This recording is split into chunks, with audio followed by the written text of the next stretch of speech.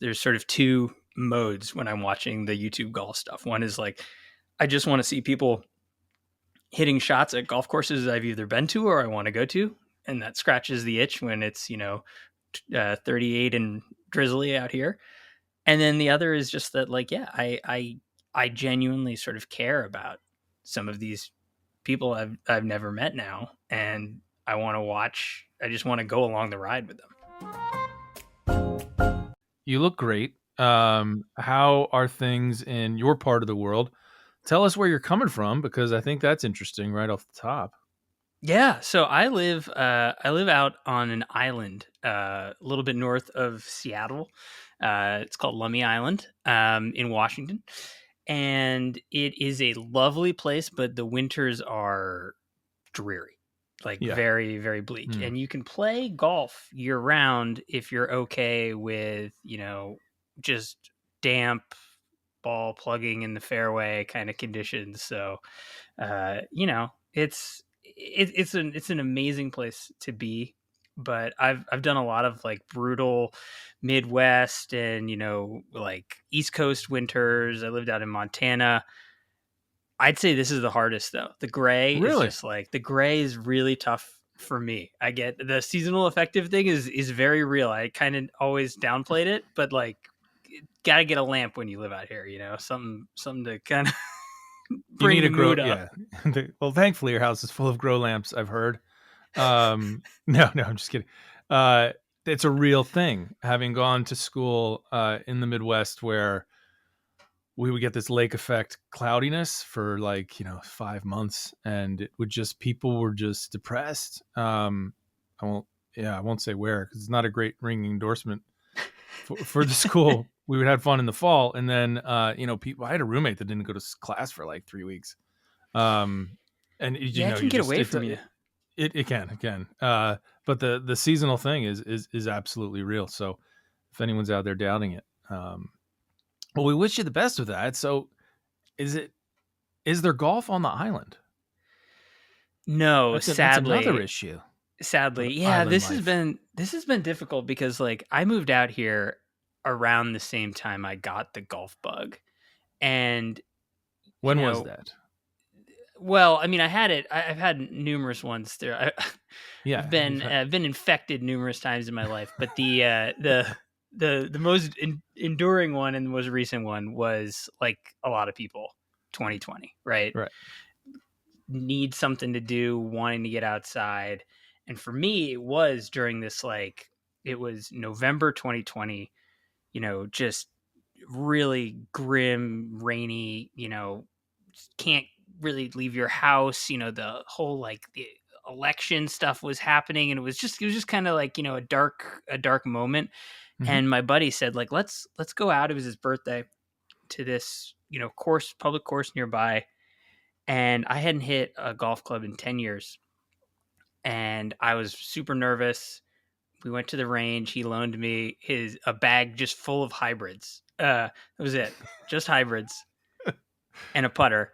And the first swing in 10 years, I pured it by chance. And it was like, okay, we're off to the races. And from that moment on, I've just been like, if I can get anywhere near a golf course, I will do anything I can. I'm smitten beyond belief. I've seen it, man. We've played golf. I've seen you are your improvement has been pretty dramatic. Your dedication to it is real. And yeah, I could sense the obsession, which is a great thing. It's been fun. Part of that too then spills over into you writing for the Golfer's Journal, right? As golf becomes more a part of your life, it's intertwined nicely with us getting the chance to work with you, which has been just an absolute treat. I know for us editorially, and certainly for our listeners who have enjoyed your stories. So what a bonus for us to get, a staff writer from the Atlantic writing for the Golfer's Journal. It's a win. It's a win-win. It's a total win on my end. You guys sent me out to Hawaii. I've gotten some pretty plum assignments here. It's been good.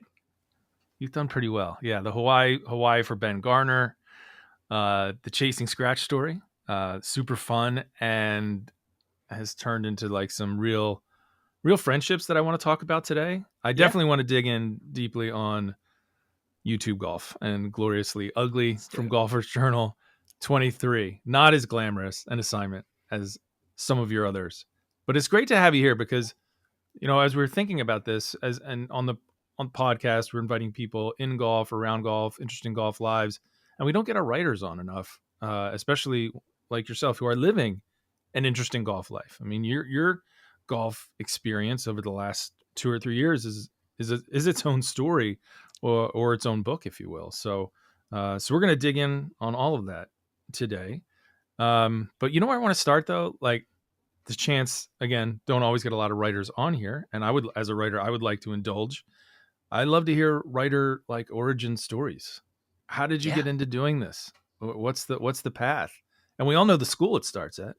It's funny that's when we right. were that's right, when we were playing at a Chasing Scratch event together, we discovered you had some Philadelphia roots, and that my daughter goes to she's in 7th grade, where you went to. Did you go to just high school there, or? I started in 7th grade, Okay, so this yeah. is the Shipley School just outside of Philadelphia, where Charlie, you were the alumni of the year last year. Is that correct? I think it might have been 2020 or it was 2021. I can't. Those two Sheesh, years just blend. that's heady As stuff, man. it's that was great. That was a fun phone call to get. I was bummed though they didn't have it in person because of all the 2020 stuff. So I didn't get to go back and see it. And it was like the year that my favorite teacher was retiring. So it would have been really great. But yeah, I love Shipley. It's great. It ties. We'll do the narrative thing where we tie this together, which is Yes. my writer origin. Like the true thing was this teacher I had at Shipley in 10th grade in English. I always thought I was an okay writer, and I never spent as much time on writing stuff in school because it was just I could coast. And I wrote some paper, 10th grade or maybe it was 11th grade English, and I got it back, and I got a D, and I was like A really dog. thrown. Ouch. And on it, it just said, "Come see me after." And my teacher, Miss DeLuca, she basically said, "You're really good, and that you're phoning it in, and I'm Hmm. going to hold you to a higher standard than I hold most people in the class, and you're going to have to really work to get the grades you're used to, and I will help you. Like, I'm not, this isn't meant to be a punishment. This is meant to, like, let's hone this." And so she asked me to come, by before every paper, all this stuff. And it was, not to go in too deep, but that to me was the first time someone said, like, "Hey, you're good at this." Huh. And also, like, this is a craft. This is something you can nurture. And that was really the sort of the seed that always, like, that got planted, that said, like, maybe, someone believes in you on this. So maybe you could do it someday. Yeah. Um, and then, yeah, I got into like journalism media because I took a semester in Washington D.C. in college, and you had to get an internship, and everyone went and did like a Capitol Hill work for your congressman type Hmm. person, and that sounded boring to me. So I just scattershot applied to like weird jobs in Washington D.C., just strange things altogether. I thought think tanks were like, I didn't know what happened there, so I wanted to check that out. And I ended up getting, Is there an actual tank? yeah, Yeah. exactly. Like, is there water? Is it some sort of aqueous situation? And so anyway, I landed this unbelievable gig at as an intern at Meet the Press, the NBC show, Wow. and learned that, it's journalism allows you to be at the center of interesting things going on, right? I'm younger, so this was like just before Obama got to Washington. There was a lot of like, energy there. I liked having an excuse to be near the center of interesting big things. And so I knew I didn't like TV, but I loved that, and I knew I was good at writing. And so it was really kind of like can I try to find some way? And I just like I started a blog that no one Mhm. read, but I had it, in the background. It was just that sort of the best advice I got, I would email writers that I used to like. And Mm. one writer who I really admired at the time was Will Leach, who started the site Deadspin. I emailed him out of the blue and I said, "Hey, I love what you do. Any advice?" And he just said, "Reps every day, write every day, no matter what you do, whether it's for people or not for people, free or not, whatever it is, just do it. Just hone the craft." And so I did. And eventually one of those stupid blog posts was attracted the attention of someone in New York at this magazine called Adweek, advertising magazine. And from there, I just kind of like worked my way through, anytime I spotted a cool opportunity um, to, just do this thing, tell stories. So now you're at the Atlantic. They're full time. You're covering the technology beat. Is that how would you? Yeah.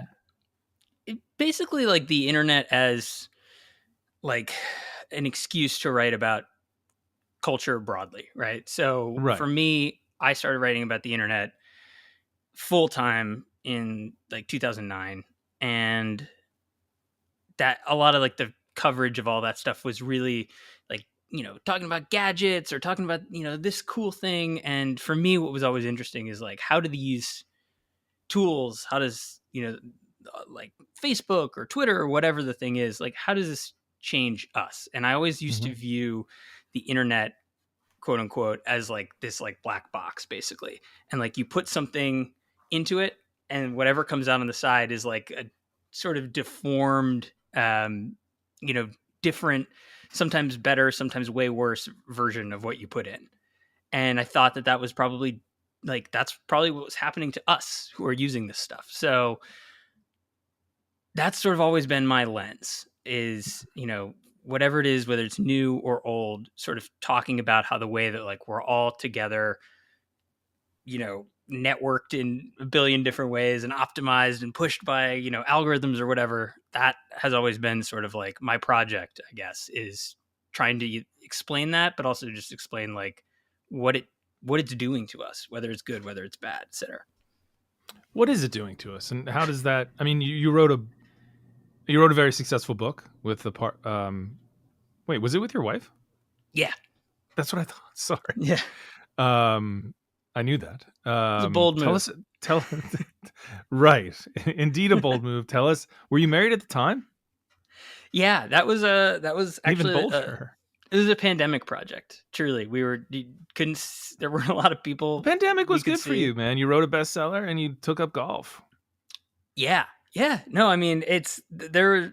That was definitely like a coping mechanism, right? Like Yeah. there are good coping mechanisms and bad ones, and uh, like taking on projects tends to be a useful way to spend my time. But yeah, we wrote a book about sort of the future of work, going through this moment, going through the pandemic, going through technological change, and I think it was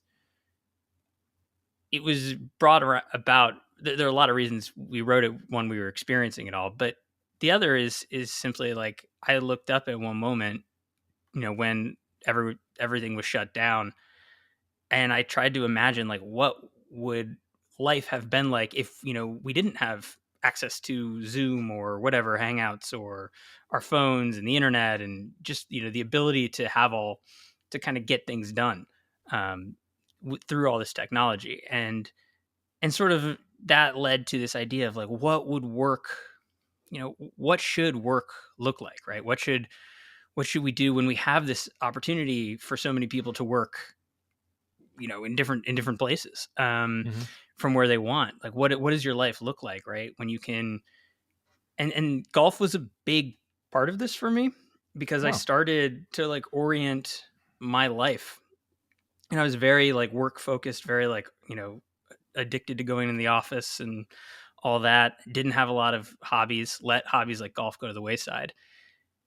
And during that slowdown, that stoppage moment, and that ability to go live where I wanted to go live and do these things, it was like, how can I reorient my day around things that matter to me, right? And something that matters to me is getting out there, right? Having just Yeah. being out in nature, or just the sort of the clarity I can get in the middle of the day from going and hitting a bucket of balls, or sitting around and just putting, and like the way that like ideas can come to you. And it was this notion of like, what could the future of work look like if everyone was able to sort of optimize their days, their time, their lives around things that matter to them, whether that's your kids, whether that's your hobby, etc. And so, yeah, it's interesting. I always start at like those same sort of like little points, right? Like, what is the technology doing to us? And then Mhm. it always branches out into a million things. What is the future of work? And the title of the book is. It's Out of Office. There I you go. think it's the big problem and bigger promise of remote work. Um, Sold like hotcakes. So check it out. The future of work. What does that look like? And are we going to play more golf or less? Let's getting to the important issue. I I mean, my hope is that there's we're going to have a lot more time for those things. I mean, obviously that's a perfect world, but I do think you know there's the way I think about the pandemic, right? Is that it was for work. It's this like college dorm room, bong hit style control experiment, right? Like, you're asking this question, you're like, what if everyone, no one could go into the office, that sort of thing. And like that happened.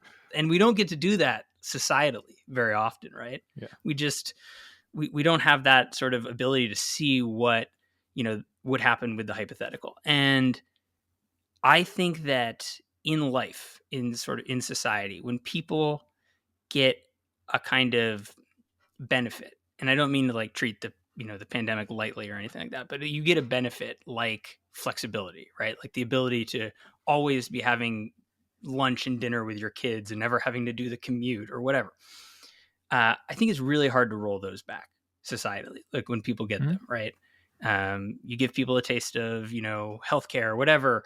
Like people are going to be really frustrated if you try to sort of roll those things back. And so I think that we kind of won't be able to claw that back. Like people saw you, you know, you could work from your home. You didn't have to go and see your colleagues all the time, and companies didn't crumble to the ground, right? Like people were Yeah. still productive, stuff got done. And so I think we're broadly going to see, more of an understanding of that going forward. There's always going to be people and businesses and companies and things like that need to be present, and work that needs to be done while you're present. But I think there's also this understanding of like how much time was wasted in some of these Mhm. environments, and how much of this is just the performance of work versus, what you actually need to do for work. And I Yeah. think that's profound. It gives you that flexibility, right? Like if your day all of a sudden becomes a puzzle that you can, crack open and put together in different permutations, that gives you the option to do something like, hey, I'm going to go, and hit balls or do this thing because it matters to me, and it's like a way that I can, get through my day and live a fuller life. That's something at the Golfers Journal we talk about a lot too. Just our work methods in terms of efficiency, um, the way that spending sort of intense amounts of time on certain projects or tasks rather than just clocking in and sort of that sense of just performing work for work's sake, or are you actually what are you accomplishing, and focusing on the latter a lot more, and focusing on the process, behind whatever the project is versus just clocking in. It's interesting how the pandemic certainly changed that, and hopefully the upside is, as you said, more flexibility, because as we become more efficient and less wasted time. Then there is this question too, though.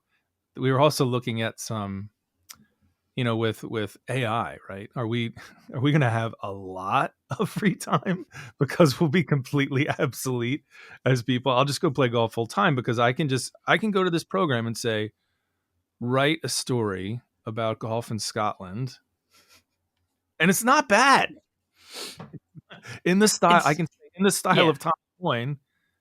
And there's a couple things it picks up on, and I'm like, that's freaking me out. Anyway, just I'm curious your thoughts Yeah. on I the I'm long I'm picture. I'm not Are you scared wildly of how, worried. like I am? I'm not wildly worried of being replaced in that way. And for a lot of us, I do think it will those types of things will take away a lot of busy work, right? I think they'll also create weird bureaucracy and busy work in ways we can't Right. really Every understand step yet. forward with efficiency, we find some way to put more work around it somehow, it seems, right? Yeah, yeah, definitely. But I think in terms of write a story about golf in the style of Tom Coyne, I think Or Charlie Warzel. I think that those things, like, they are bloodless right now in a way, like the output.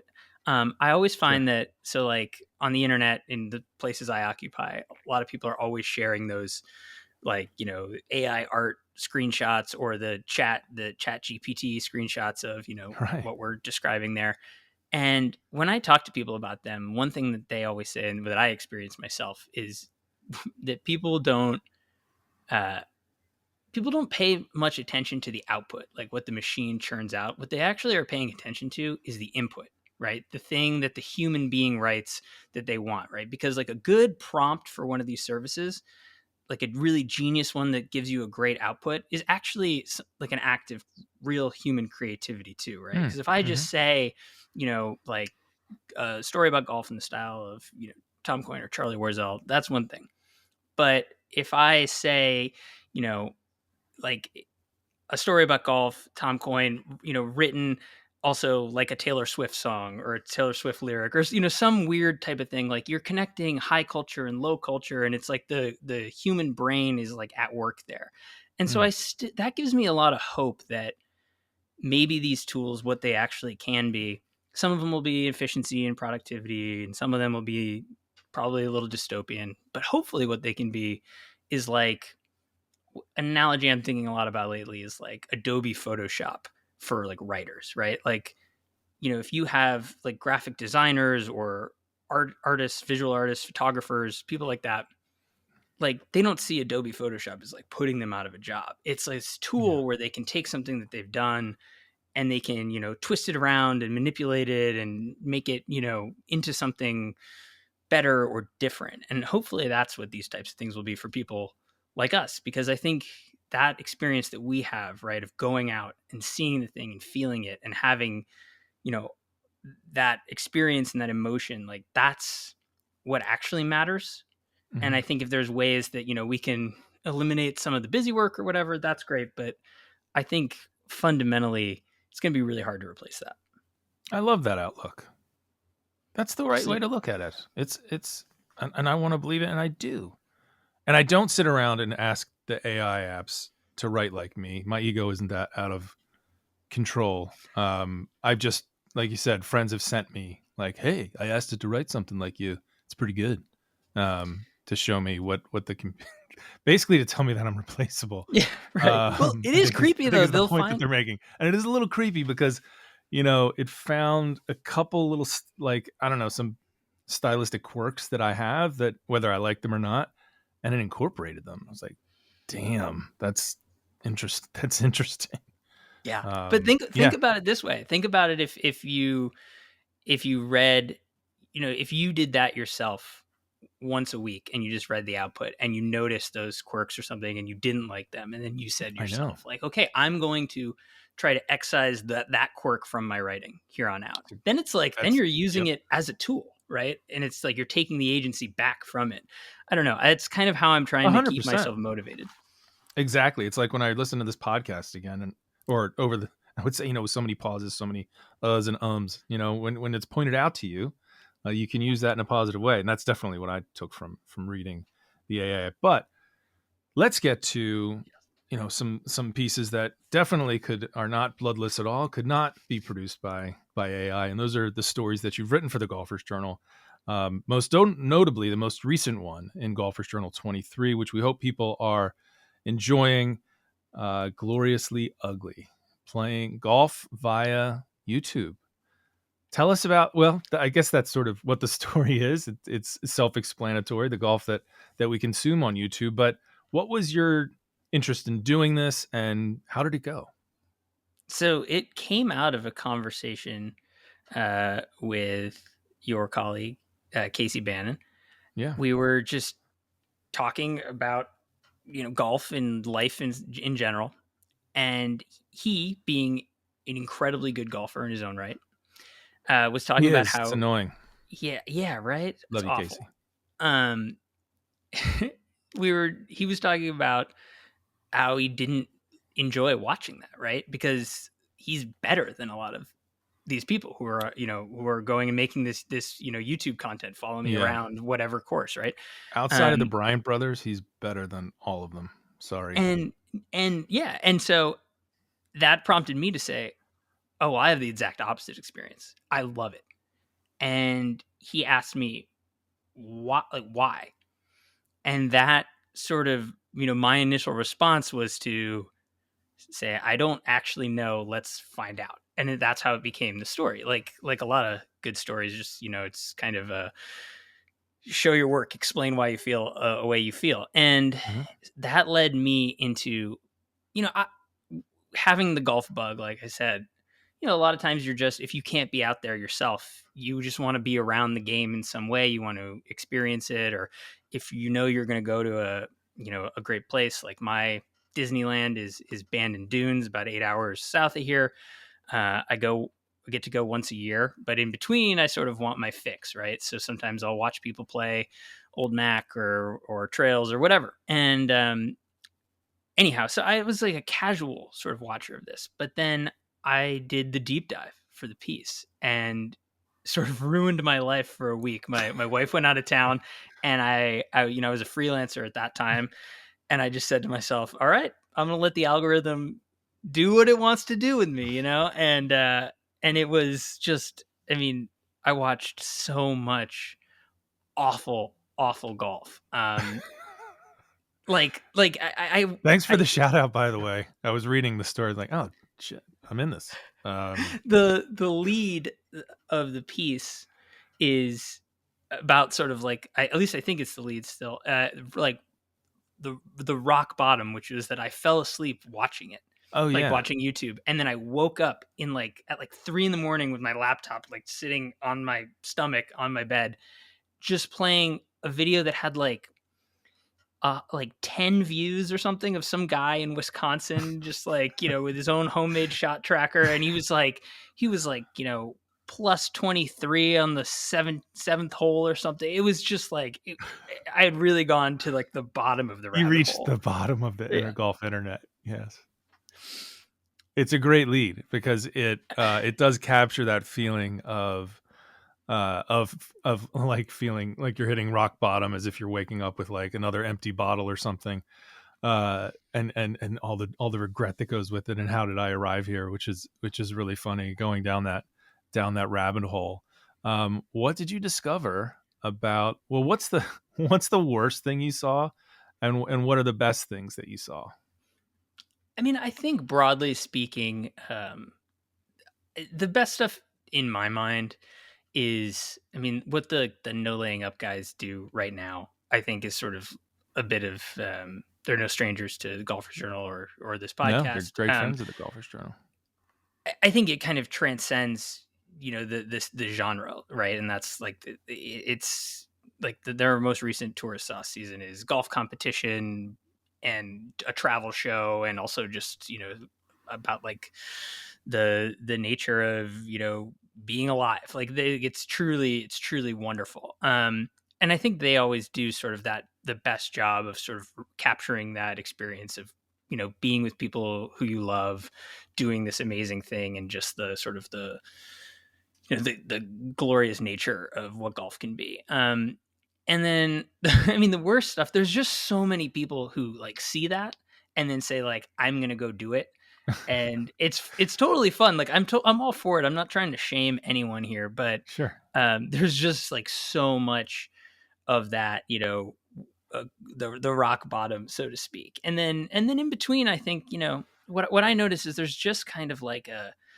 YouTube golfer group for like every type of person, right? There's sort of like the broier crowd, there's like the Gen Z crowd, there's the sort of, the more kind of like prankster style, or like almost like, a Howard Sternish like element to it. There's all different kinds, and it's sort of like depending on what your personality is and what you like out of golf.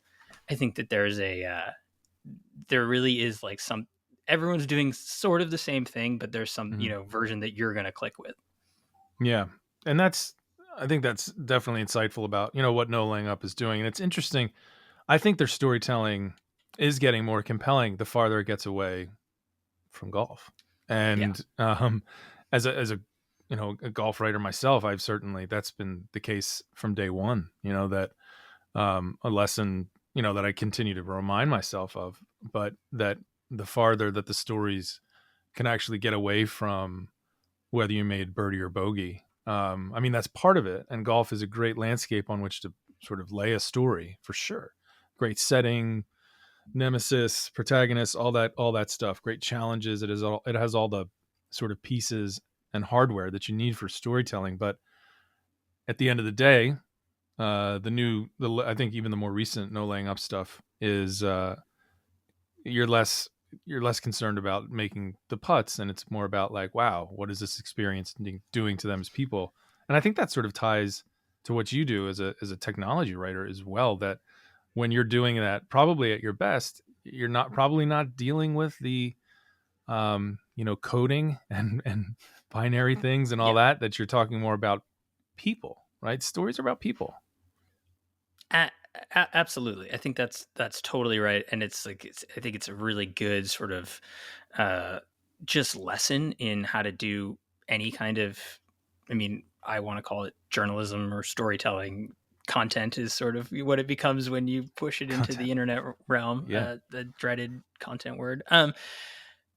Yeah, I think I think one way too that what I sort of ended up trying to say in the piece is that like anything, especially online and digitally, like you form these parasocial relationships with people, right? Like Mhm. I know a couple of the No Laying Up guys, just a little bit. But I've never met any of them in person, and yet listening to their podcast, watching all these series is like I get invested in them as people, right? Or Barstool has a Breaking 90 series for one of their golfers who's the least skilled of the bunch, and watching like I don't religiously watch that content, but as I did, I got really invested in his journey, right, and in Hmm. him sort of as a person. And you can see in the comments the people who care deeply about this person they've never met in their journey. And I think like the reason why the No Laying Up stuff feels so much sort of almost more profound or advanced as it gets further away from the score is just like is that they've done such a good job developing themselves as like fully fledged three-dimensional human beings, and you Sure. just care about their experience, you care about their experience together, but also just like the um you're really invested in these people, and I think that's truly like that's what matters.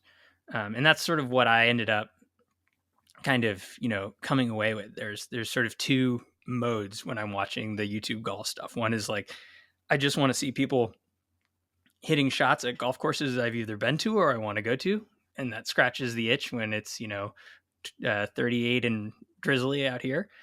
And then the other is just that like yeah, I genuinely sort of care about some of these people I've never met now, and I want to watch. I just want to go along the ride with them. Speaking very well said. And speaking of caring about people who you only know through YouTube or a podcast, how about this wonderful story that you wrote for the Golfers Journal about our friends Mike and Eli chasing Hmm. scratch? And I would say even before that's the point, right? I would call them my friends. Now, since I've met them, and there's an actual connection where you could say these are friends where I've shaken their hands, but if I hadn't, I would still call them my friends, right? Because you feel like you know them, and so that connection, I think that you get with someone who feels real and genuine. Um, I think Mike and Eli are the perfect example of that, probably the best example of that out there. Yeah, it's really. I mean, it's interesting on multiple levels. Like the first is that I've always used writing and this, like, my job as a means to try to, like, selfishly have great experiences, meet either my heroes or people who I want to be around. Like, I like, Right. I think that is like a benefit of the job, and it also, I think, makes the work better, right? Like, if you're just always adversarial or whatever, like, enthusiasm is great in what we do, I think. And so I listened to that podcast, Chase and Scratch podcast, first, and I was like, I just want to be in a room with these guys, right? Like, especially because I think I identified that, you know, their their journey is like, they do a great job documenting their journey, and they're great storytellers and great people. But like, the nucleus of that entire show is their friendship, is, and using golf as a way to sort of preserve this, post college friendship. They don't live in the same place, and yet they use this as the glue, for all of that. And I wanted to like live inside that friendship for, like, at least, like, a couple of days or something, which is the genesis for going out there and spending time with them. And then, I'm fortunate that, like, we've become really, really close. And that's totally wonderful. And as I've sort of been a part of their journey more, and their friendship, and having my own with them, late last year they were, sort of struggling to hit their goals with their golf goals, and trying to decide, like, are we going to continue to do this, are we going to, and I think they felt this notion that they were disappointing everyone, right? Like, here's another year, season 5, we're not, we're 5 handicaps, we're just not making the push to scratch. And it's really hard sometimes to get them to see that it's like, no, no, no, like, people just want to be a part of this, right? Like, the journey is the journey, and you only have so much control over the journey. But the thing that, like, that we all are there for is you guys. And I think they're such humble, kind, gracious people that I think they can't, like, let themselves see that. But yeah, I mean, they're like, the story idea, or like the conceit is a great one. And they do a wonderful job telling it. But like, it's it's nothing without, you know the two of them and the way that they are together. Like, that's just the lightning in a bottle that, like, you can't replicate. It really is. It absolutely is.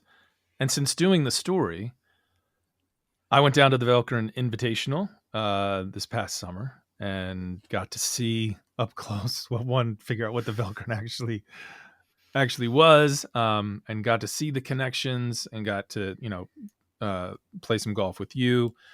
But you'd, in the meantime, you've gone to Ireland with them. Take me from, like, okay, I'm doing a story, and then, like, these guys are like, I'm BFs with these guys. Yeah, I mean, I think it was truly, like, the nature of the Golfers Journal piece was that I just spent a week with them, traveling around in a car, right, Right. around the country, meeting their fans, and that in its own, right, is just a way to get close with anyone, right? Mm-hmm. I can tell from your podcasting with, with Bill Murray, like, spending time in that car is the intimate time, right? You It just is. kind of, the road uh, kind of gets you that familiarity with somebody that you're not Mm-hmm. going to sort of build, um, you know, in one-off settings. I think, we just had that experience, and it was great. Um, and they're guys who keep in touch. I just think that um, they're very normal.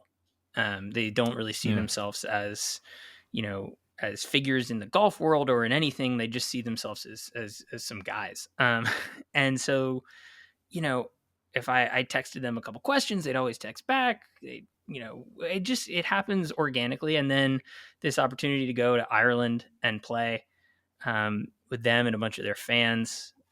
I mean, I jumped at that because why wouldn't you? And we had that experience, and yeah, it's evolved. It's evolved really naturally, but I think to one extent too, it's the community around that podcast is such. Um, it's a bunch of very sort of aggressive enjoyers, sort of obsessive people who are all lovely. It self selects for great people, but also they like anyone or anything that sort of enters that universe in a meaningful way. You become a character, like, as I know, like, Mm-hmm. I, I was when I was there on that trip reporting, like it ended up as one of their podcast episodes, and I just sort of became a character, and it sucks. It kind of like sucks you in, right? There's just like that enthusiasm is all transferred onto you and the things you do. Like they went out and bought my book, they signed up for the Atlantic, like they're just Mm-hmm. great people, and so it's just a comfortable like universe to live in, and yeah, I don't know. It's been one of the sort of joys of the last couple of years is just getting you know getting to. It's tough to make new friends when you reach a certain age, and it's cool to to have that. You're absolutely right. And it is a cool thing. I mean, writing nonfiction, which I've certainly been doing for a while, but when your life gets tied up into the lives of the people you're writing about and the places, um, that's that has this whole other way of enriching your life that you don't really count on when you're pitching a story or grinding away on a draft.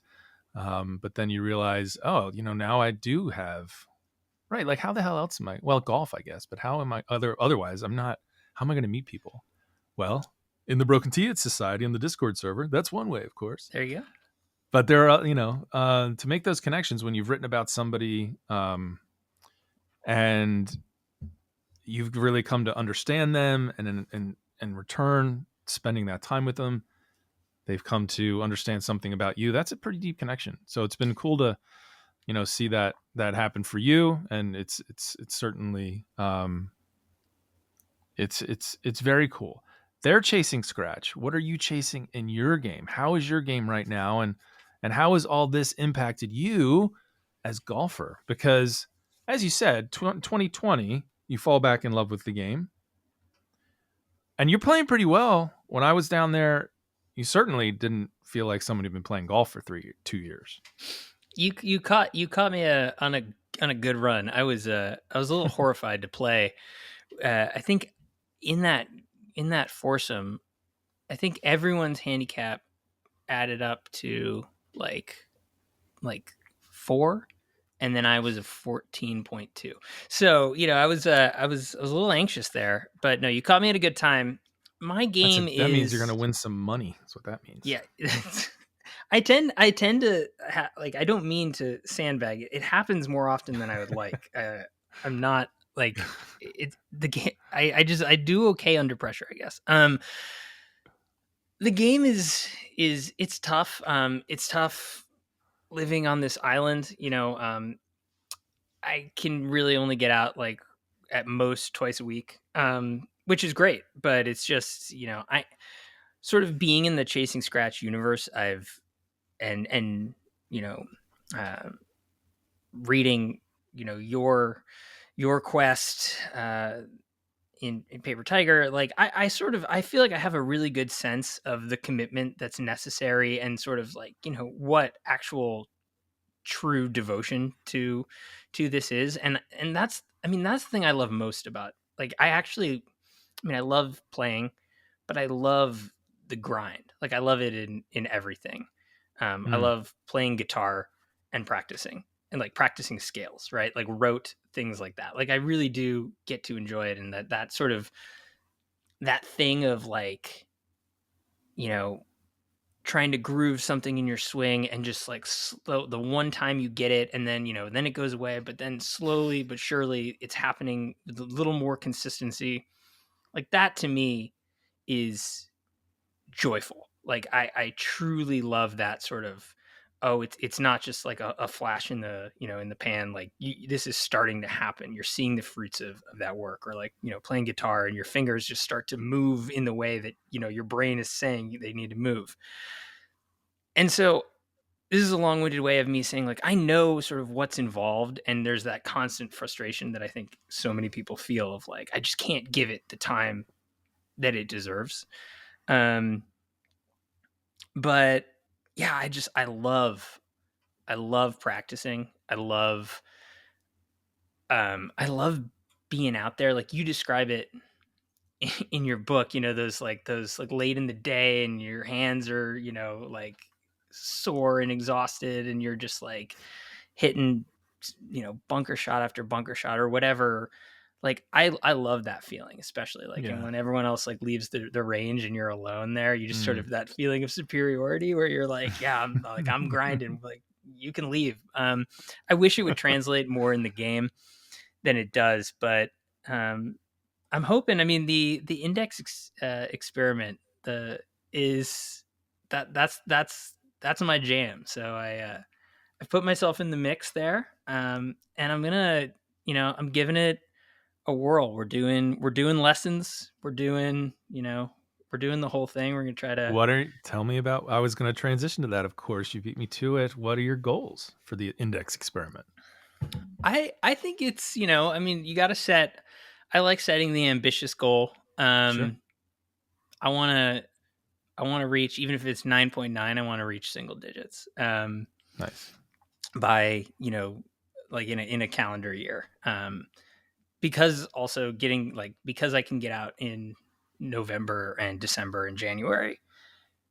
I think there's that possibility, but it's you know, I I tend to sort of get a swing thought or something like that, or get a sort of a way of approaching the golf swing, and then I can be a little bit quick to abandon it. So I think, sticking with something and just, fighting through it is persevering through it is maybe hopefully helpful. But I don't know. My whole, like, one of my other goals alongside this for this, not just this year, but for going on is to try to figure out some way to like make that also, like, to document that, to do some kind of, to use the word content around that, right? Because I Hmm. think that's a way that I motivate myself in general is putting myself out there, putting the thing out there, and sort of giving myself more of a reason to really stick to it.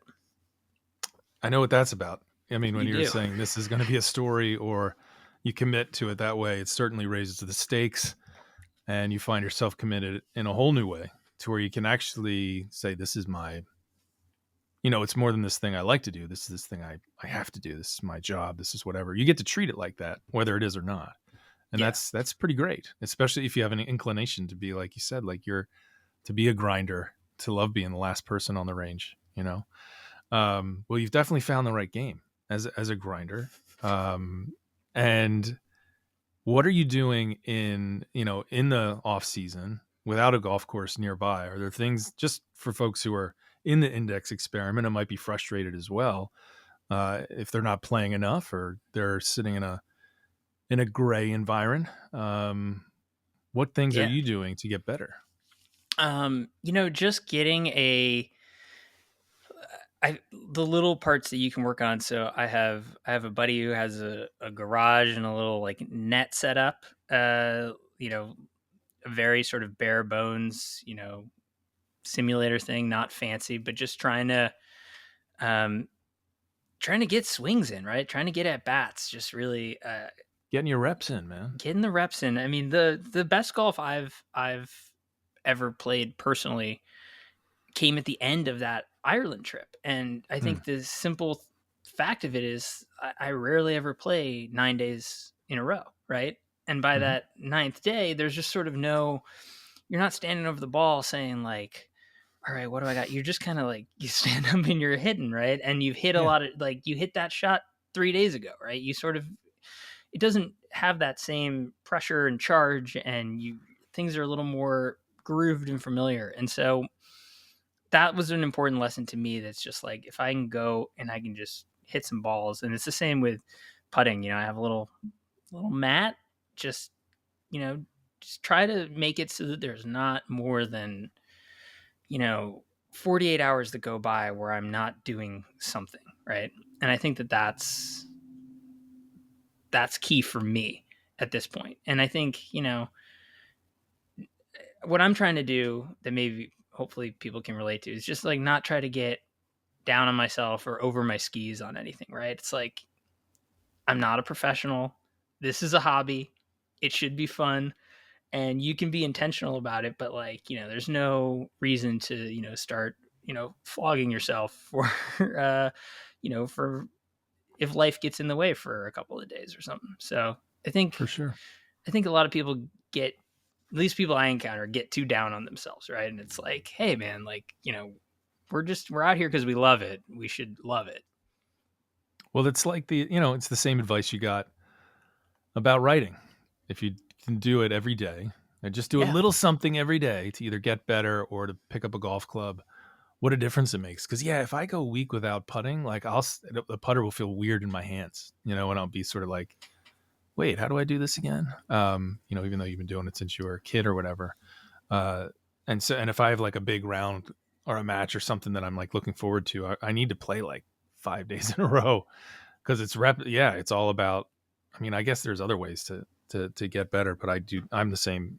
I have the same experience that at the end of a trip or at the end of a long golf binge, I've usually figured something out, and the golf is better. So yeah, play more golf and let's. There was this dude in Ireland. It was one of the last days that we played out there at the Island Club Ooh, or the yeah. Island Course. The island that's outside Dublin. Lovely. Which is an awesome place.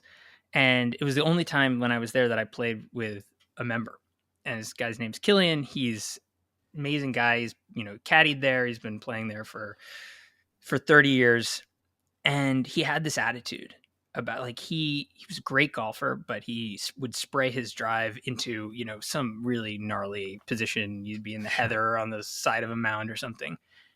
And I would look and I'd be like, oh man, that looks tough. And he was like, who cares? Doesn't matter.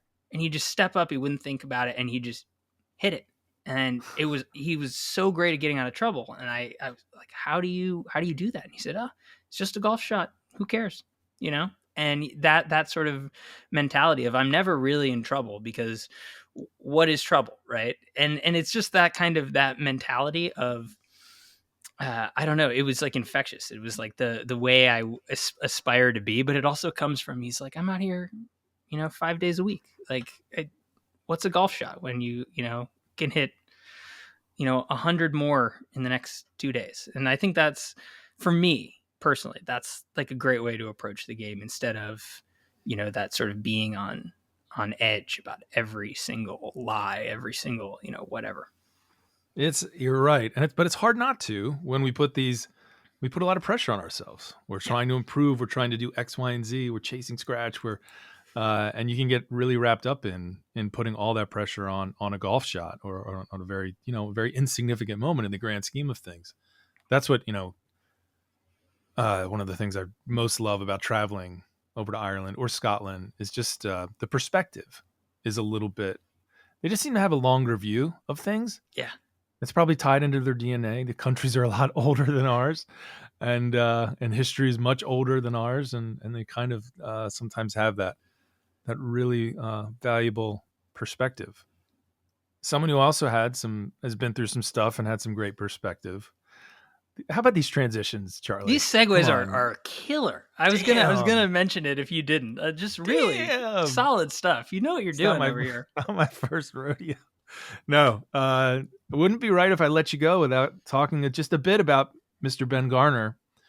You wrote a wonderful profile of Ben, and folks will remember the story about Tiger's childhood rival, who ultimately finds himself giving up golf, struggling with anxiety and not being able to putt. And it's a fascinating story, and then a really redemptive story. I think he's in such a great.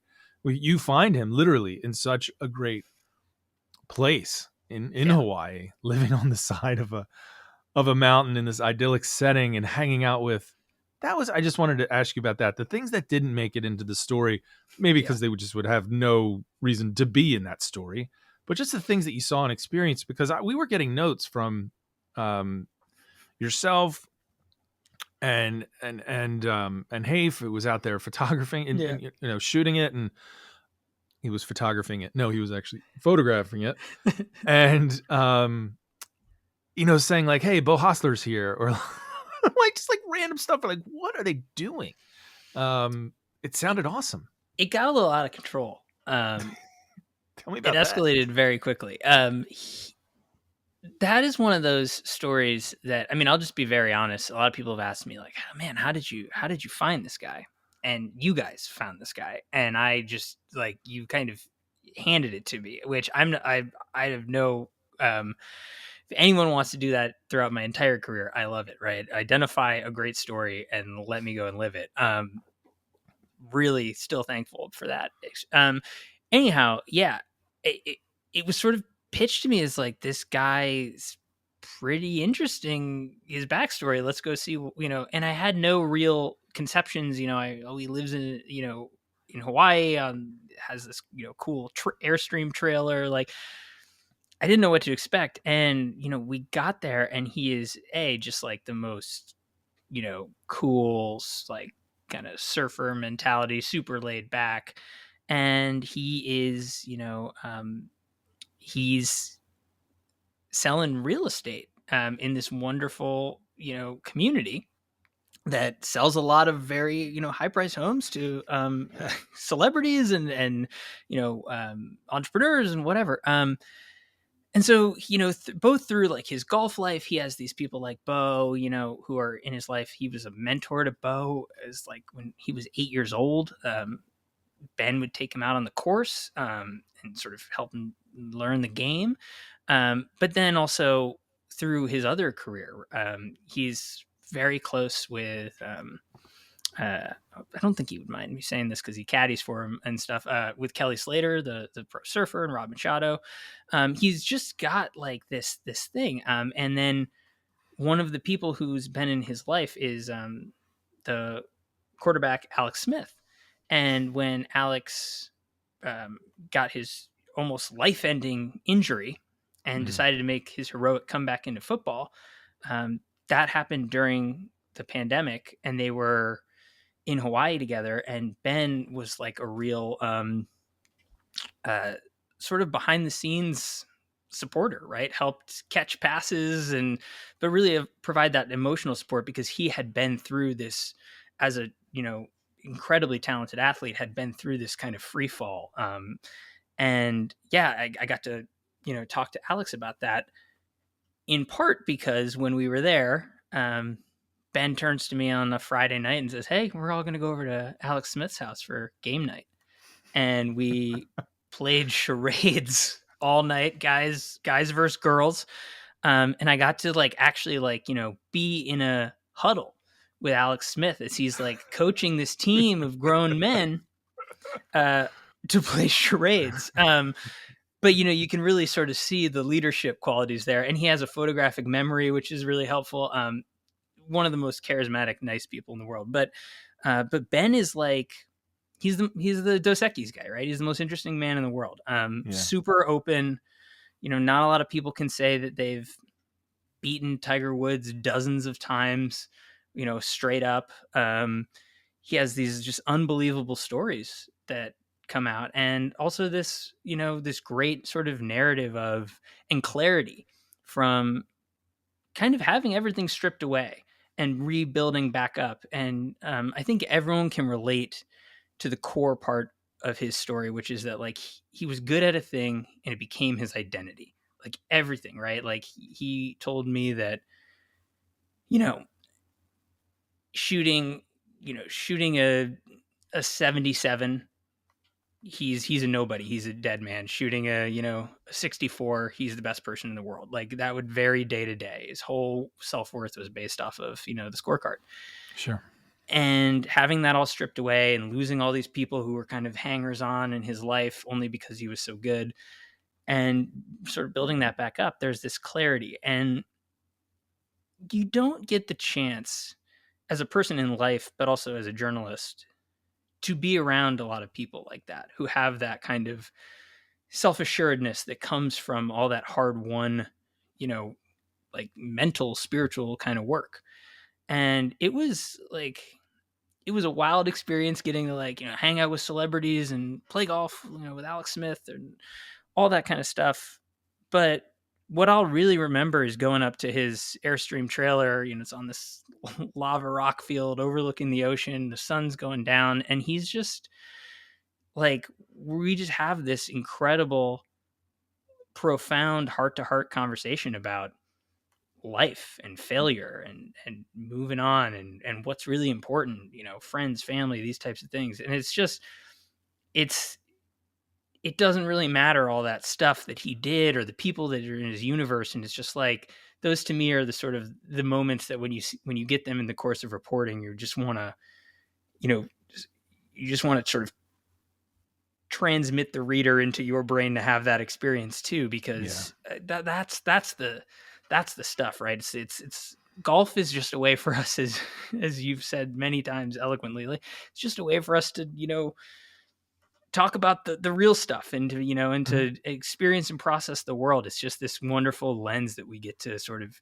use as a cheat code to, experience and feel and do all those things. And that was sort of like, that was a sort of a pure kind of uncut version of that I got from him. So it was incredibly memorable. Those moments are priceless, where you have that feeling of, I just want to be a channel for this. Like, I don't want to, where the material you're working with is not like, I don't have to dress it up.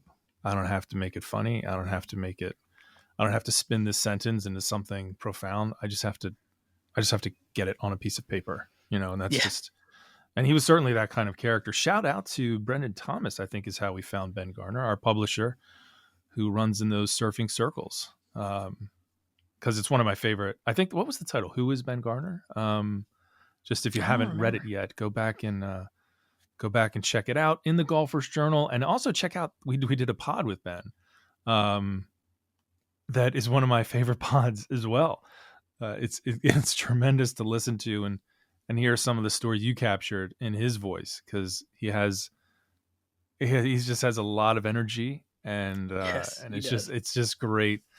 It was great to speak with him, so check that out as well. But Charlie, I can't thank you enough for the time. This was so much fun. I'm looking forward to playing some more golf with you, hopefully soon, maybe at a Golfer's Journal event. Are we headed are we going?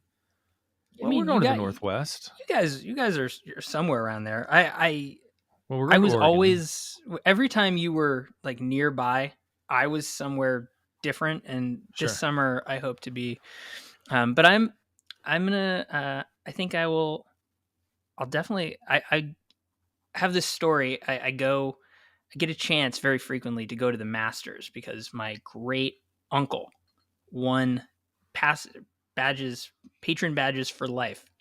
And then he passed away like 2 weeks. He waited like 25 years for these, got the badges for life, passed away 2 weeks later. Wow. And my great aunt, not a golf fan, just so she, lets us take those. So I've had like a lot of wonderful experiences there, but I'm going to be back, and I know that you cover it, so maybe I'll see you at Augusta. You will see me at Augusta, hopefully Travis as well. And who else? And who knows? And maybe we'll sneak out to Aiken or play some golf. That's great. I'm glad to know that you're going to be there. And I hope your great aunt, God bless her, and may she keep getting those tickets for a very, very long time. I guess it's probably not something you can pass on. It is not. Okay. But however long I got to be there in 2019 for Tiger. I've seen a lot of great stuff. So that is awesome. I'm just lucky for the chance. Well, we're lucky to have you, Charlie, writing for us, and we can't wait to see what you come up with next. And here's to many more Charlie Warzel stories in the Golfer's Journal. Thanks so much for your time, my friend. Thanks for having me, man.